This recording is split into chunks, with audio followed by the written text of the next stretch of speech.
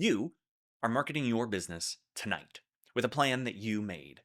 Well, we made. Okay, I made, but the principles are the same. What do you need to get started? Well, you need a business, you need an internet connection, and you need some way to access said internet. A business, I would recommend a local service business. You can use others, I've seen all types of businesses. You need an internet connection. Unless you downloaded this video, I would say that you are using the internet right now. So, congratulations, you are done here. And finally, you need a way to access said internet. I recommend a PC, but I don't know how to work a Mac. If you're on a phone or tablet, this might be a bit harder, but not impossible, and you are not afraid of harder. You own a business. That is hard. Hey everyone, my name's Skylar Barnhart. I have spent the last 8 years helping local businesses market their services. I run an agency that does $200,000 in annual revenue, and I am a huge nerd. To me, running business is like playing a video game, and we're all at different levels trying to figure out different ways to beat the game. It's hard, but it's fun. I am not a master at everything business, I do not pretend to be, but I've been around the block a few times and I have specialized in marketing. Think of it like a skill tree. Instead of going out and fighting the boss, I've stayed back and built our base. And from this base, I intend to teach you everything I know. To get started, you might think you need to know the best tactics or the best way forward. That is not true. Marketing is simple. Doing something is better than doing nothing. So we are going to start by doing something. But what are we doing? What is marketing? Marketing is the act of telling people you exist, that you have a business, that you offer services in exchange for money. Simply telling your friends that you sell candles on Etsy is marketing. Putting a sign up on the side of the road with your business name, logo, and phone number is marketing.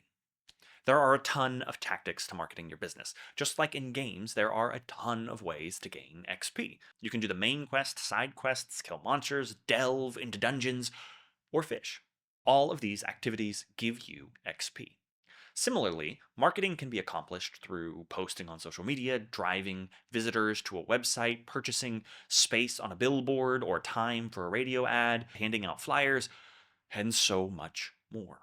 Just like in games, there are effective tactics, and there are activities you want to avoid if you are trying to maximize your ROI. And you are. In this case, you are investing time, and you want to get the most out of it as possible. But what is the most?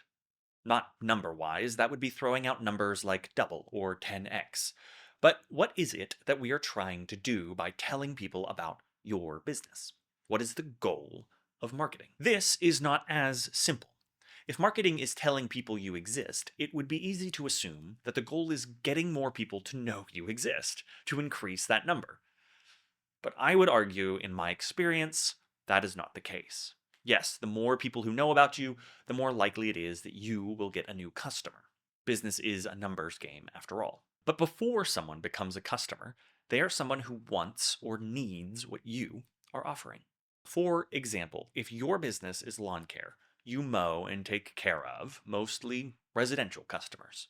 It does not make sense to spend all of your limited time marketing to people who live in an apartment building.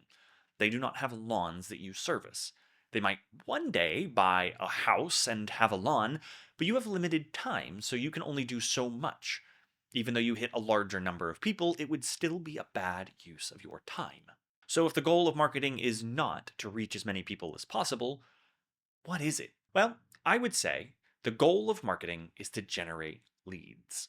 So now we know what marketing is, telling people about your business, and its goal, to generate leads. So what's a lead? Like many things in marketing, taking a vague term and turning it into a concrete definition is useful.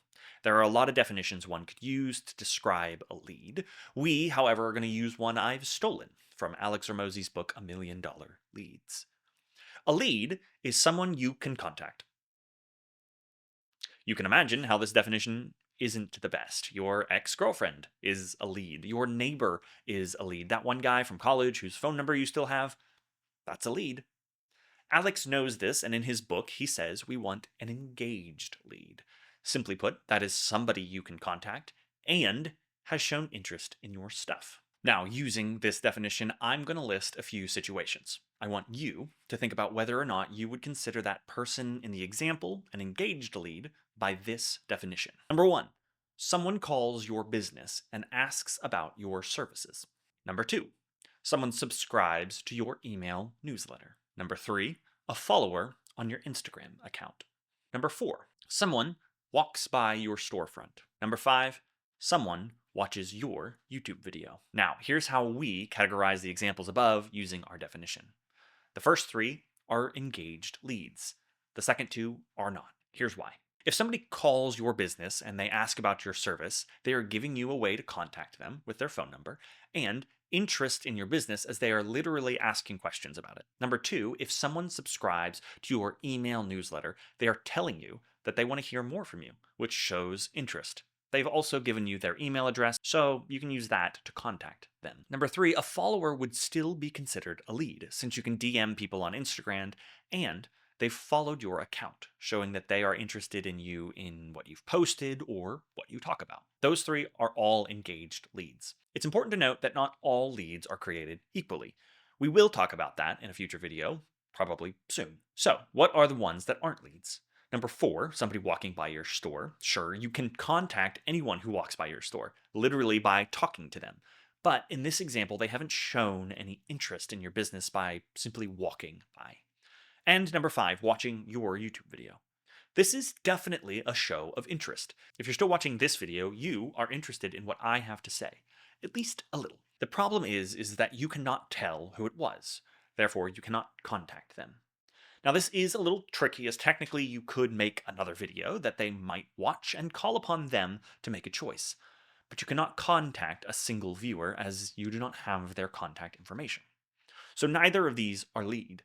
They both have a purpose and they can be extremely useful. But they do not fall under our definition of leads, so we will not consider them as such. So now you know what marketing is, telling people about your business, what its goal is, generating leads, and what a lead actually is, someone who has shown interest in your business, and you can contact them. We're off to a great start. Speaking of, at the start of this video, I said that we would be using a plan that I made to market your business tonight. Well, this series is meant to do just that, to teach you how to market your business, providing you with all the knowledge you need to look at the reality of your situation and make the best call. I cannot do that in one video, but I will deliver on my opening promise. If you've ever played multiplayer games, you know that getting a group together for the night can be tough. You have to text your friends and see who's available and when and settle on a game to play. Even if you do, you have to settle on what you want to do in that game. Gather resources, fight enemies, take on the next boss. The point is, even playing a video game with someone else can be tough, and it takes communication. Building a business is harder, but communication remains. Ditching the video games, you have people in your life right now that you talk to, and they have shown an interest in you. Everyone knows someone. Using our definition of a lead, these are your first leads. Don't worry, we won't be selling to them. You will be talking to them, though, because you're going to talk to them like a normal person. But you're going to ask them if they know anyone else who would be interested in your services. This conversation usually goes something like this. Hi, John. How are you? I'm fine. What's up? Good job. You've started the conversation. The next part will vary based on how well they know you or how long you've been in business, but you'll get to the point where you'll say something akin to, I'm good. You know how I have that Etsy shop that sells candles? Well, we've got a few new products up, and I was wondering if you knew anyone that would be interested in browsing the shop. There are 1,000 variants of this message, and I would even go as far as to talk about them in the first few messages. After all, they are your friend or acquaintance or follower. But eventually, you lead the conversation to this point. The reason why is because you have no interest in selling them anything. You want to sell their friends. After you send that message, wait. One of three things will happen.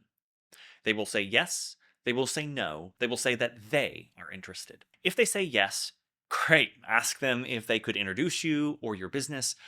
Something like, awesome, do you mind making an introduction? I don't want to jump them out of the blue. That would feel weird. And it would.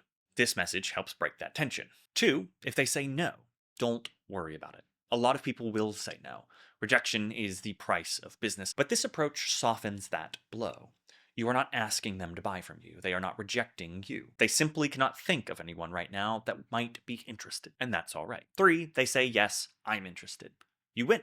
Send the link. This can happen with any business. A couple of examples would be, hey, do you know anyone who's looking to have their yard work taken care of? We have a few spots open. Are any of your friends looking to get in shape and want some guidance? Do you know anyone who's looking to sell their house soon who would like some help? The first message you send will be the hardest.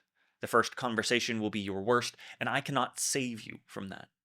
But if you approach it this way, your friends will not think of you as an MLM scam artist, but as a hard-working business owner. You are not bothering them. You are not asking them to buy into the thing that you are selling.